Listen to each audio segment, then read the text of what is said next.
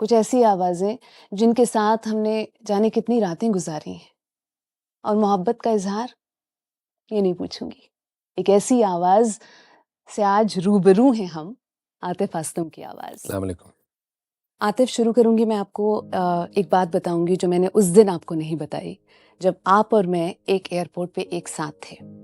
Delhi airport की बात है ये, और आप मुंबई जा रहे थे, मैं भी मुंबई जा रही थी, और बिल्कुल इसी तरह से मैं यहाँ बैठी थी, आप वहाँ बैठे थे। जी। मेरा बहुत दिल था कि मैं आपसे जाके बोलूँ कि आतिफ़, मुझे आपके गाने बहुत अच्छे लगते हैं, लेकिन मैंने आपको डिस्टर्ब नहीं किया, क्योंकि आप कुछ सुन रहे थे, और आप सिर्फ सुन नहीं रहे थे, आप उसके साथ गा रहे थे। You were trying to rehearse something and I didn't want to disturb you. और उस दिन मैंने सिर्फ आपको दूर से बहुत देर तक देखा, क्योंकि न जाने कितना वक्त आपने सिर्फ उस शायद एक छोटा सा म्यूजिक पीस था जो आप बार बार गा रहे थे, जी। And you were trying to get it. और उस दिन मुझे लगा कि इंसान जब मौसीकी में खो जाता है तो उसको कुछ भी आसपास क्या होता है खबर नहीं होती। और यही मैं आज आपसे जानना चाहूँगी आतिफ, मौसीकी आपकी ज़िंदगी में क्या हैसियत रखती है? आपने जिस तरीके का तारुफ मेरा कराया उससे मुझे ये एहसास हुआ कि इंसान तो एक बहुत छोटी सी चीज़ है। वो वसीला बन सकता है इसी तक पहुंचने का, लेकिन उसको जो थॉट आती है, जो डायरेक्शन आती है, वो ऊपर से ही आती है। मेरे नज़दीक मेरी ज़िंदगी, मेरा सांस लेना ही म्यूज़िक है। और शायद दकियानूसी सी ये बात लगे, लेकिन यही सच है। मैं ना सुनूं, अच्छी मौसीकी ना सुनूं तो मेरा दिन अच्छा नहीं गुजरता। मैं अगर ना गाऊं तो मुझे 2-3 दिन बाद सफोकेशन होना शुरू हो जाती है। मुझे अपने प्यारों से रब्ता करना हो तो मुझे किसी न किसी तरीके से उनको कुछ ना कुछ फ़ोन पे गा के सुनाना पड़ता। मुझे अगर अल्लाह से बात करनी हो तो कुछ अल्फाज ऐसे हैं जिनको मैं तिलावत के ज़रिए पढ़ लेता हूँ। मौसीकी मुझे ऐसा लगता है कि जैसे अता किसी को अता होती, और जहाँ पे आवाज़ है, ये सब कुछ अता ही है। और ये अता अगर ना होती तो मुझे म्यूज़िक की कुछ जो थोड़ी बहुत अलिफ पे है ना, वो भी ना पता होती। कितने छोटे थे आतिफ आप जब आपको या आपके आसपास जो आपके लोग हैं उनको ऐसा लगा कि ये ये एक ऐसी चीज़ है जो इसमें ख़ास है, या आपने महसूस किया? ना शौक था, ना ही ज़ौक था। सिर्फ़ कुछ ज़िंदगी कुछ कुछ चीज़ों के थ्रू गुज़र रहा था, और उसी दौरान मैंने एक एल्बम जो थी वो गाड़ी में सुनी। मैं 12 साल का हूँगा या 13 साल का हूँ। उससे पहले मुझे कुछ नहीं पता था कि गायकी भी कोई चीज़ होती है। मुझे लगता था ये जो टीवी पे फ़िल्म स्टार्स आ रहे हैं, यही गा रहे हैं दरअसल। तो जब वो सुना, तो वो नुसरत फ़तेह अली ख़ान साहब का एल्बम था माइकल ब्रुक्स के साथ। वो जब सुना तो उसको सुन के लगा कि ये क्या है? ये कैसे है और क्यों है? किसी को नहीं पता था, बस एक सर्कल में लग गया। एक डायरेक्शन में, ऐसी डायरेक्शन में चला गया कि जहाँ मुझे खुद से मिलने का मौका मिलता था, और खामोशी का मौका मिलता था, तन्हाई का मौका मिलता था। उस तन्हाई में सिर्फ मैं था, मौसीकी थी, और वो था, और किसी को नहीं पता था। कुछ सालों बाद घर पे बैठे सब, जैसे प्रोग्राम्स होते हैं, तो किसी ने गाया, मैंने भी थोड़ा सा कंट्रीब्यूट किया, वो हो गया। फिर एक ख़ास जगह पे दोस्तों के साथ किसी फन फेयर पे चला गया, तो उन्होंने कहा आज जो स्टेज पे जाके गाएगा, खाना जो है ना, हम सब लोग उसको खाना खिलाएंगे। अब किसी में मैं जानता था कि कोई गाता नहीं, तो किसी के अंदर हिम्मत नहीं थी। उन्होंने मजाक मजाक में कहा था। मैं चला गया स्टेज पे, और मैंने जाके उस बैंड के साथ जो है ना हल्का फुल्का सा गा दिया। लोगों ने देखा, लोगों ने पसंद किया और फिर उन्होंने कहना शुरू किया कि नहीं, गाना चाहिए, तुम्हें इसको परसू करना चाहिए। वहाँ से एक ऐसी जर्नी स्टार्ट हुई कि अल्हम्दुलिल्लाह अल्हम्दुलिल्लाह आज तक चल रही है, उसका कर्म चल रहा है। और आपके वालिदैन? मेरे वालिदैन बड़े अल्लाह लोग किस्म के इंसान हैं, ताजुद गुजार, और उनकी दुआओं ने ही मुझे ऐसी ऐसी मुसीबतों से निकाला, ऐसी ऐसी जगह से निकाला कि जिसका मैं अंदाज़ा भी नहीं कर सकता था। और आपको एक एहसास होना शुरू हो जाता ना कि आप अगर इस जगह से बच नहीं सकते तो कोई ताकत आती थी और वो वालिदैन की दुआ होती थी। तो वो पहले इस चीज़ के लिए इतना सपोर्टिव नहीं थे, लेकिन आहिस्ता आहिस्ता जब उन्होंने सुनना शुरू किया और देखा कि इसका रुझान सिर्फ गायकी की तरफ नहीं है, इसका रुझान जो है नमाज की तरफ भी है, बट उन्होंने कभी ऐसी कोई ख़ास रोक टोक जो थी वो नहीं रखी हुई थी। They liked it, उनको पसंद आया। But were you a rebel? मैं एक्चुअली एक पैशन ऑलरेडी गिव अप कर चुका हुआ था। मुझे फास्ट बॉलर बनने का बहुत शौक था। मैं बहुत अच्छा मतलब बहुत अच्छी खेलता था क्रिकेट, तो वो मैं उस पर गिव अप कर चुका था बिकॉज उस पर मेरे वालिदैन ने कहा था कि पढ़ना ज़्यादा ज़रूरी है, इसका ज़्यादा स्कोप नहीं है। और बाकी वो ठीक कहते थे कि उसका वाकई को स्कोप नहीं था उस वक़्त, आज फिर भी होगा, लेकिन उस वक़्त नहीं था। जब उस पर गिव अप किया तो मैं एक फेज़ में चला गया था, जिस फेज़ का मैंने आपसे जिक्र किया, वही तन्हाई थी और वही एक और मैंने उसी में एक मेरे भाई के दोस्त ने भाई को गिटार दिया और उसकी सिर्फ 3 स्ट्रिंग्स थी। माशाअल्लाह। तो सिर्फ 3 स्ट्रिंग्स थी, तो मैं बस मैं उसी के साथ वक्त बिताता था। तो जब मैं उसके साथ खेलता था या बजाता था, तो मुझे ये नहीं पता था कि इसकी एक्चुअली 6 तारें होती हैं, 3 नहीं होती। और वो मैं उन्हीं बेसुरी तारों के साथ जो था, मैं कुछ मेलोडी बनाने की कोशिश कर रहा होता था, अनकन्वेंशनल तरीके से। और फिर एक साल बाद जाके मुझे पता चला कि एक 6 तारें होती हैं और एक स्टैंडर्ड ट्यूनिंग होती है जिसपे आपको उसको ट्यून करना होता। तो पहले तो मेरा साल जो सफ़र था वो सिर्फ उसके साथ मोहब्बत में ही था। फिर उसके बाद जाके मुझे समझ आया कि हाँ नहीं, ऐसे नहीं, ऐसे। तो उसका एक और ही अलग मज़ा आया, एक नई दुनिया खुल गई। वो गिटार है आपके पास, वो 3 तारों वाला? है। वाकई में है? तो आपका सबसे पुराना दोस्त था। बिल्कुल। और मैं सोच रही हूँ कि उसकी क्या अहमियत होगी मतलब उस कमरे में। बेशक। वाकई। आतिफ, इतने सारे गाने मतलब गाए और अब आपने जो गाया है, it's I think you know an all time favourite of generations. जी। एक नॉर्मल सिंगिंग के बीच में दुआ की तरफ जाते हैं, तो आपके अंदर क्या चलता है? आप खुद को क्या कहते हैं और कैसे आप एक ऐसी जगह ले जाते हैं कि एक काफिला जो कि सुन रहा होता है वो भी उस दुआ की तरफ चला जाता है? काफिला तो वो लेके जाता है, जैसे मैंने कहा कि जरिया कोई और बनता है, वसीला कोई और बनता है। अगर आप लाइव शो की बात करें तो अगर 2 या 3 घंटे की परफॉर्मेंस है तो पहले 2 घंटे कुछ मिनट मैं लोगों के लिए गा रहा होता हूँ। तो जब मैं ताजदारे हरम पढ़ता हूँ वो सिर्फ मेरे लिए होती है। तो उस वक़्त मुझे इस बात की परेशानी या इस बात की सोच ही मेरे जहन में नहीं आती कि कोई और भी है, कोई सामने बैठा है, नहीं बैठा, कोई जा रहा है, कोई आ रहा है, कोई पॉपकॉर्न लेके आ रहा है, नहीं आ रहा।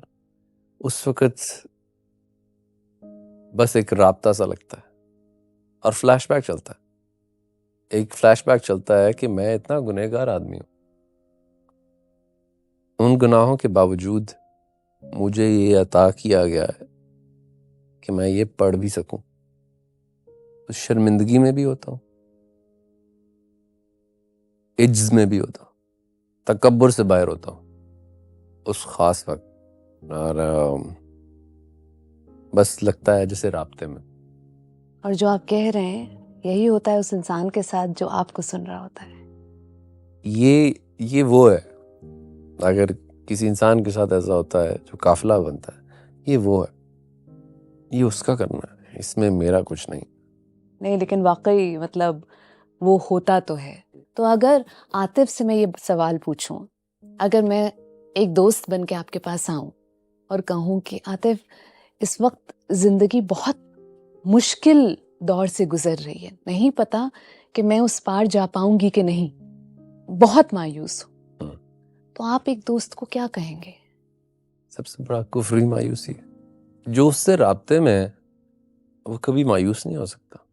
मोमिन की पहली निशानी ही है, राब्ते में कमी हो सकती है, तरीका गलत हो सकता है या कमी बेशी हो सकती है, सही जगह पहुंच नहीं पा रहे होंगे, शायद पहुंचेंगे तो हाथ पकड़ लिया एक दफा तो फिर उसके बाद तो और सबसे बड़ी दौलत ही शुक्रगुजारी में है। सही बात है, सही बात है, बिल्कुल वो तो दुनिया के लिए माल बना लिया, बच्चों के लिए बना लिया, सही बात ये है, कर लिया होगा। सबसे बड़ी प्रॉपर्टी जो आपकी है वो शुक्रगुजारी है। एब्सोल्युटली। उसका पता नहीं चलता, उसको पसंद बहुत है, उसका वाहिद होना, उसकी वाहदानियत जो है उसको पसंद बहुत। जब आप उस बारे में बात करें, जब आप उसके महबूब की बात करें, उसके साथ नाम जुड़ा है ना, वाकई खुद उसने जब दुरूद भेजा है सही, अपने महबूब पे, तो उसका रुतबा क्या होगा। वाकई, उसके नाम से शुरू करें, राइट, फिर अल्लाह का नाम लें, राइट, फिर दुआ मांगे। Lovely, beautiful. आतिफ, आपके सफर में you are so grounded, yet your profession is all about fame, popularity.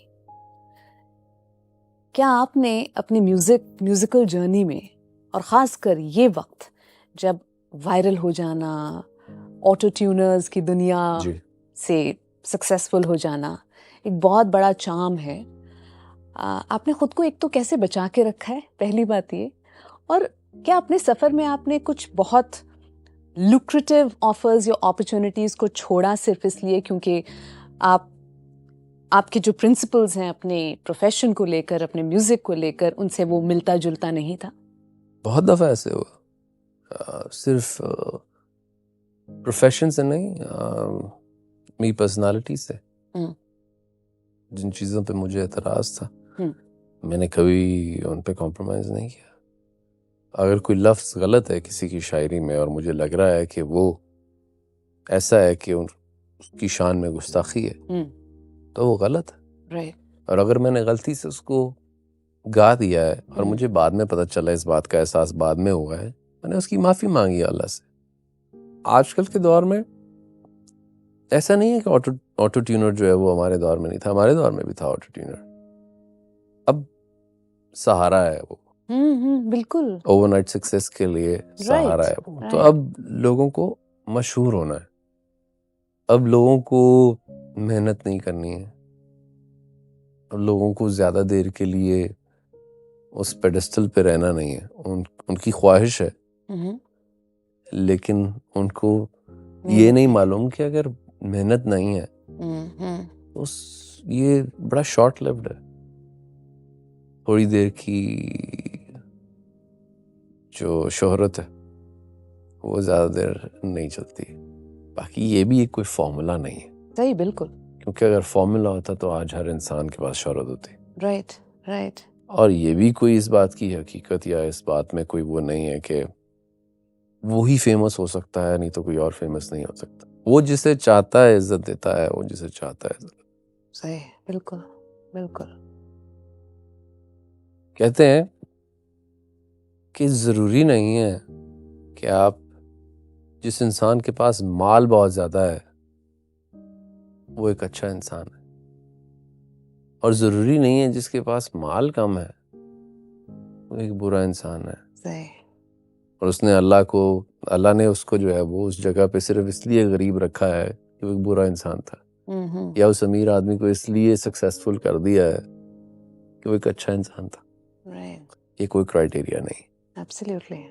उस इंसान के हजारों गुनाह हो सकते हैं, और जो गरीब आदमी है उसकी हजारों नेकियां हो सकती हैं। एब्सोल्युटली। वाकई जब आपने जिंदगी परफॉर्म किया, आप को इस बात का एहसास था कि वो मेहदी हसन साहब ने गाया है, उसमें आपने एक अपना टच दिया है जो बहुत खूबसूरत सा टच है, और मैं देखना चाह रही थी कि जो मेहदी हसन के फैंस हैं वो कैसे रिएक्ट करेंगे उस पे, but they were very touched by that little, Right. thing that you've added. और वो हम आपसे ज़रूर सुनेंगे। बट अगर मैं आपसे पूछूं, आप आज भी रियाज करते हैं आतिफ, लाइक रोज? सबसे पहले मैं कॉम्पोजिशन के बारे में बात करता हूँ। मेहदी हसन खान साहब की कॉम्पोजिशन है, कतील शफाई साहब ने लिखा है, राइट। और जो म्यूजिक अरेंज किया है वो लियो ट्विंस ने अरेंज किया है, और बहुत ही खूबसूरत अरेंज किया है। राइट। उसमें जो म्यूजिक पीसेस हैं, जो स्ट्रिंग सेक्शन यूज हुआ है, और जिस तरीके से एक गजल को गाना चाहिए था, मुझे लगता है कि वैसे मेहदी साहब की गजल गाना आसान काम है नहीं। वो बड़े लोग हैं, और उनकी रियाजत और हम जैसों की रियाजत में बहुत ज़मीन आसमान का फ़र्क है। आप सिर्फ एक अकीदत जो है ना, उसका नजराना आप पेश कर सकते हैं। तो वो कोशिश की है, और ये चैलेंजिंग भी था बहुत ज़्यादा। अपनी आवाज़ को जो है उस गज़ल पे लेके आना, इट वाज क्वाइट चैलेंजिंग, आसान काम नहीं था। मेरा कोई भी प्रोजेक्ट अगर मैं जब करता हूँ तो मेरी सोच नहीं होती कि लोग जो है इस बारे में वो क्या सोचेंगे, स्पेशली अगर मैं किसी का कवर कर रहा हूँ। वो सेंटिमेंट जो है ना, वो मेरे अंदर सिर्फ ये होता है कि हाँ, एक प्यार से एक नजराना जो है आप पेश कर रहे होते, वो मेरे दिल में होता है। ये नहीं होता, क्योंकि हर किसी को हर चीज़ पसंद नहीं आ सकती। तो अगर आप इस चीज़ में घुस जाएंगे कि उनको पसंद आया या नहीं आया, नो। पहले मैं इस बारे में बहुत कॉन्शियस हुआ करता था, लेकिन अब मैंने इस बात को सीरियस से जो है ना सोचना ही छोड़ दिया। It's just for the love of music. Anyone and everyone is singing, right, and they are trying to, pay tributes to people, their favorite singers as well. So ये कुछ इसी तरह का सिलसिला है। मुझे बहुत मजा आया इसको गाते हुए, चैलेंजिंग था बहुत ज़्यादा। And do you do like Riyaz every day? अच्छा, रियाजत के बारे में, हाँ जी, रियाजत नहीं, मेरी रियाजत नहीं है, और मुझे ये लगता है कि मैंने कुछ ज़्यादा म्यूजिक को इतना वक्त नहीं दिया, और शायद ये बाय चॉइस भी है। ऐसा क्यों? मेरा कंपोज करने का और गाने को सोचने का, क्रिएटिविटी का तरीका थोड़ा सा अलग है। शोर में जाने का, शोर से कुछ वापस लेके आने का, और फिर खामोशी में बैठने का, उस खामोशी में फिर वो शोर को निकालने का, वो प्रोसेस। तो आज हमको पता चला कि वो जो गाने में वो एक रूहानी चीज है जी, वो कहाँ से आती है? वो यहाँ से आती है जी। और वाकई आप जब बोल रहे थे तो मुझे किशोर कुमार की याद आ रही थी जी, क्योंकि उन्होंने भी कभी म्यूजिक सीखा नहीं। राइट। और इनफैक्ट उनका एक गाना है मेरे नैना सावन भादो, इतना पॉपुलर हुआ। और आतिफ, मेरे नैना सावन भादो राग बेस्ड सॉन्ग है। तो जब उनको आर.डी. बर्मन ने कहा गाने के लिए तो उन्होंने बोला ये राग वाग मुझे नहीं पता है, आप ऐसा कीजिए लता जी से गवा दीजिए, वो जैसा गा देंगी मैं सुन लूंगा और वैसे ही गा दूंगा। तो उन्होंने भी कभी, बहुत सारे लोगों ने उनसे कहा वो म्यूजिक सीखें, मगर वो भी ये कहते थे कि वो जो मैं महसूस करके गाता हूँ फिर उससे कॉम्प्रोमाइज कर लूंगा, मैं खुद को बांध दूंगा कुछ चीजों में। ऐसा ही। और एग्जैक्टली वो चीज मुझे भी यही फीलिंग आती है कि जब मुझे कोई इस तरीके से कहता है, या अक्सर लोगों ने कभी कभार कहा कि आपने सीखने का कभी नहीं सोचा, तो मैंने सोचा इस बारे में फिर मुझे लगा कि मैं एक कैद में नहीं आ सकता। मैं एक कैदी सा महसूस करना शुरू हो जाता हूँ। लेकिन ये एक खूबसूरत सी बात है कि आप फील करके अगर कुछ गाएं, महसूस करके, और जो लिरिक्स आप गा रहे हैं अगर उनको आप महसूस करके गाएं तो उसकी खूबसूरती में बहुत इजाफा हो जाता है। और वो आपका एवोल्यूशन देखा है आतिफ, मतलब आदत से हम ताजदारे हरम के पास जाएं, अब जिंदगी सुने जी। तो वाकई वो सारी चीजें दिखती हैं, मतलब almost like stages of life उनको उस कैनवस में डाला जा सकता है, और मेरे ख्याल से यही खूबसूरती है उसकी। आतिफ, जब आप कॉन्सर्ट्स करते हैं और आपका नाम ही आता है and people just go crazy, because I think every heart relates to your voice, to what you give me. My feelings and emotions, they get expression in your voice. What is that one song जो कि वो बिना आपसे सुने आपको stage से नहीं उतरने देते? I would say ताजदारे हरम। ताजदारे हरम, everywhere. ताजदारे हरम, आदत, कुछ इस तरह, मतलब ये ताजदारे हरम जो है एक कुछ इस तरह, तो मतलब मुझे ये बात कहनी पड़ेगी आपसे कि जिन लोगों को वाकई मोहब्बत नहीं भी हो रही थी ना, वो भी कुछ इस तरह सुनकर उनको लगा यार कहीं से होना चाहिए, किसको बोले ये बात, you know. But beautiful, it's beautiful. तो हम वो दो चीज़ें ज़रूर सुनेंगे, लेकिन उससे पहले मैं चाहती हूँ कि आप का जो एसोसिएशन सूफी स्कोर के साथ हुआ है, और मैं ये बात सोच रही थी कि सूफी स्कोर में जब मैं एल्बम्स और ट्रैक्स और सॉन्ग्स और आर्टिस्ट को देखती हूँ तो मुझे बड़ी इस बात की खुशी होती है कि हम कहीं कॉम्प्रोमाइजेस नहीं कर रहे हैं। म्यूजिक इन इट्स ओरिजिनलिटी, बिल्कुल ऐसा ही, without that pressure of you know we have to just, because there are some things which are timeless, right? Of course. And they stand the test of the time. I think that is what Sufi Score is presenting. How is your association with Sufi Score? मैंने पहले भी बहुत सारे गाने जो हैं वो किए हैं सूफी स्कोर के साथ। नूरजहां साहिबा का आशियाने की बात करते हो, Right. मुसरत नज़ीर साहिबा का चले तो कट ही जाएगा सब। Right. तो मुझे लगता है कि ऐसे इनिशिएटिव्स को बहुत ज़्यादा अप्रिशिएट करना चाहिए, बिकॉज वो वाला म्यूज़िक जो है वो मैं और आप जानते हैं, और रहेगा तो हमेशा, बिल्कुल, लेकिन उसको पुश करने वाले जो लोग हैं ना, वाकई वो भी बहुत क्रेडिट के हामिल है। Absolutely. और उनका एक ख़ास कलीदी किरदार है इस चीज़ में, जिसकी बिना पे हम इस म्यूज़िक को थोड़ा सा उस म्यूज़िक को अलग भी कर पाते हैं और उसकी ओरिजिनलिटी भी बरकरार रखते हैं। Right.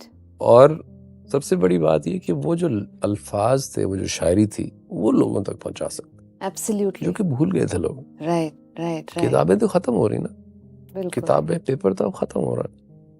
Exactly. तो अब इसी तरह से लोगों तक शायरी पहुंच सकेगी कि उन्होंने वो क्या सोचते हैं, शायर ने क्या सोचा था और कितनी खूबसूरत बात की थी, चाहे वो हमद थी, चाहे वो नात थी, चाहे वो महबूब के बारे में बात की। तो अब हम गुजारिश करेंगे आपसे, तो आप जिंदगी की 2 लाइन्स हमें सुना दें। जी। और क्या हुआ तेरा वादा की 2 लाइन्स। ठीक। तू मिला है तो ये एहसास हुआ है मुझको, ये मेरी उम्र मोहब्बत के लिए थोड़ी है, एक जरा सा गमदारा का भी हक है जिस पे मैंने वो सांस भी तेरे लिए रख छोड़ी है, तुझ पे हो जाऊंगा कुर्बान, तुझे चाहूंगा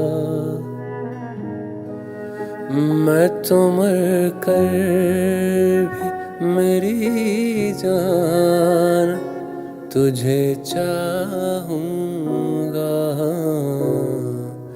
जिंदगी में तो सभी प्यार किया करते हैं।